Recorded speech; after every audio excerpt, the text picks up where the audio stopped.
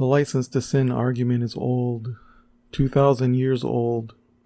It's an evil heart of unbelief, an antichrist spirit that attacks the gospel. Satan will present some offensive sin and suggest that the grace of God won't forgive that one. It's usually something that the accused would indeed find offensive and have no desire to do, but acquiescing implies that the finished work of Christ wasn't finished, that the gospel is untrue, and God is a liar. Jesus died for all sin, even the ones we may find the most offensive. Even if it seems unfair to the mind of man, it is lawful.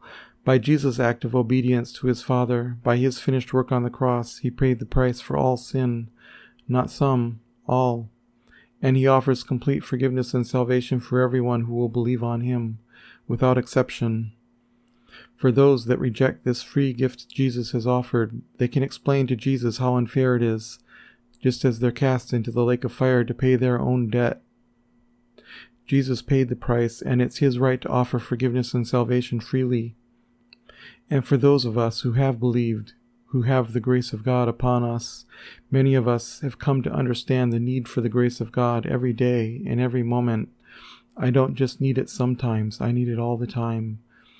I need it all the time, not because I want to live badly, but rather so I can walk forward unafraid, knowing God is always with me and always for me even when I fall short, because we all do.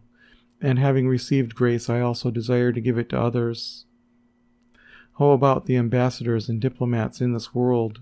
Would they also complain that the diplomatic immunity they've been given because of who they are is a license to commit crime? Will they lie awake at night imagining all the crimes they're getting away with and how unfair it is? It is true, every once in a while you hear of someone with diplomatic immunity committing a big crime and getting away with it. And would they rather say they have a license for crime instead of diplomatic immunity? That would take the focus off diplomacy and put it on crime, wouldn't it? When an agency issues a license, they are granting approval of the thing the license is for.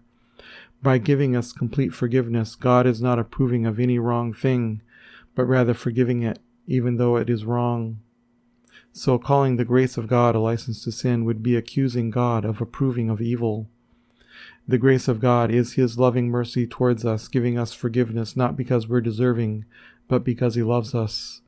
Not approving of any wrong thing, but forgiving us and loving us despite everything. Not according to the wisdom and ways of man, but by his wisdom and his goodness.